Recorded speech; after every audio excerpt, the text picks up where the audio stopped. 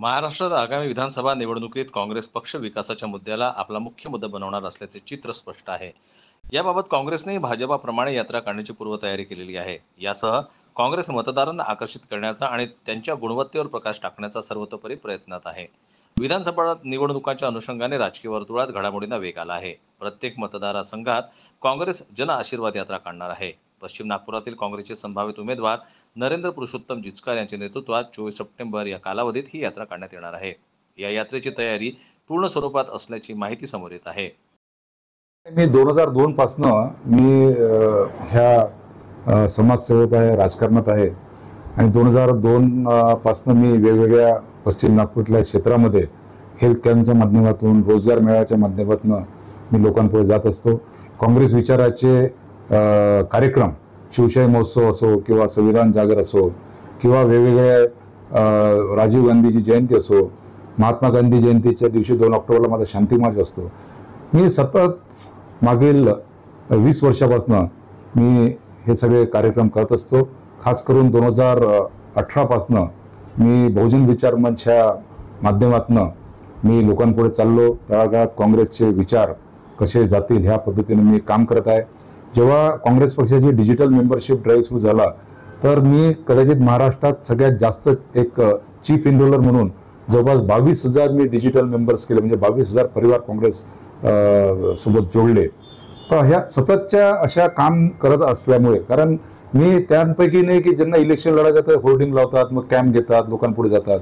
मी सातत्याने लोकांपुढे जात असताना मी येणाऱ्या पश्चिम नागपूरच्या विधानसभा क्षेत्रात काँग्रेस पक्षाकडनं माझी दावेदारी करणार आहे आणि मला माझ्या नेत्यांवर आणि माझ्या कामावर विश्वास आहे की मला ते उमेदवारी देतील. मागील ज्या लोकसभेच्या निवडणुका झाल्या त्यामध्ये विद्यमान आमदार हे लोकसभा लढले आणि ज्या पद्धतीनं त्यांनी वातावरण निर्मिती केली होती, उत्तर नागपूरमध्ये गडकरी साहेबांच्या विरोधात 35,000 मतांनी पुढे होते आणि जे त्यांचं क्षेत्र आहे 5 वर्षात त्यांनी जिथं काम केलं, जिथं संपर्क केला, तर खूप समाधानकारक समजा काम राहिलं असतं तर कदाचित 7,000 ते आपल्या क्षेत्रामध्ये मागे नसते राहिले. त्यामुळे त्यांनी पण हे त्याचं स्वतःचं आत्मपरीक्षण केलं पाहिजे आणि शेवटी हे तर उमेदवारी देणं हे काँग्रेस पक्षाचे जे नेते आहेत त्यांच्या हातात राहणार आहे. नाही, हे आरोप लागण्याचे कारण नाही आहे. कारण लोकसभेमध्ये स्वतःच्या क्षेत्रामध्ये 7,000 वोटनी मागे असलेला उमेदवार त्यावेळेस तर म्हणजे एवढी चांगली संधी होती, कारण MIMचाही कॅन्डिडेट नव्हता. जे मतं, जे निरपेक्ष जे मतं BJP आपल्याकडे न खेचणारी जी डायव्हर्ट करते किंवा ज्या, ते MIMचा कॅन्डिडेट नव्हता, बहुजन वंचित आघाडीचा कॅन्डिडेट नव्हता, आम आदमी पार्टी काँग्रेसच्या आघाडीमध्ये होती, बरोबर आहे. BSP ज्या पद्धतीने लढते त्या पद्धतीनं लढले नाही. आणि मी स्वतः आदरणीय सुनीलभाऊ केदार यांच्या नेतृत्वामध्ये रामटेकमध्ये श्यामकुमार बर्वेच्या प्रचारात व्यस्त होतो. मग डायरेक्ट फाईटमध्ये भाजपाच्या कॅन्डिडेटच्या विरोधात आपण 7,000 कसं मागायचं, आत्मपरीक्षण उमेदवारांनी केलं पाहिजे. आणि मी जे लढणार आहे, मी तर काँग्रेस पक्षाची उमेदवारी मागणार आहे.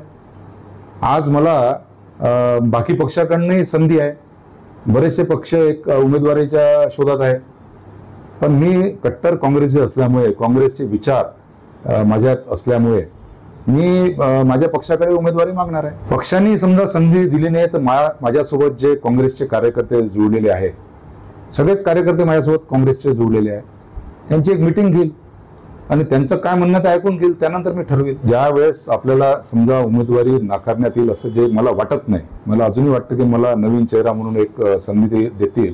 कारण लोकसभेमध्ये पक्षांनी पण बघितलं आहे की जिथे जिथे नवीन चेहरे दिले तिथे तिथे पक्षाला यश मिळालं आहे. दुसरं, मला पक्षातून जे राजकीय षडयंत्रातून बाहेर केलं त्याचा परिणाम पश्चिम नागपूरच्या वोटरमध्ये झाला. कारण 22,000 जे परिवार मी जोडले हे पश्चिम नागपुरातले परिवार जोडले होते. जास्तीत जास्त जे परिवार आहेत ते पश्चिम नागपुरातले आहेत. आणि मला निष्कासित केल्यानंतर 15 जानेवारी ते 15 फरवरी मी जन आशीर्वाद यात्रेच्या माध्यमातून घराघरात गेलो. पश्चिम नागपूरचा 70% भाग हा मी घराघरात जाऊन त्यांचे आशीर्वाद घेतले.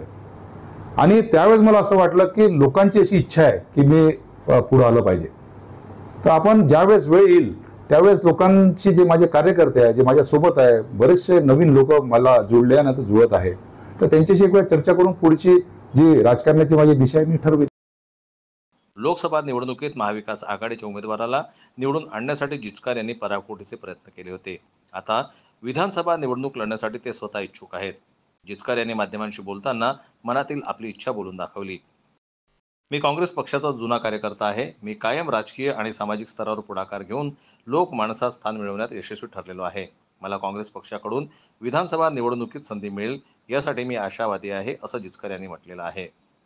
जनमत लाईव्ह न्यूज करता रजत पंडित यांची रिपोर्ट नागपूरहून.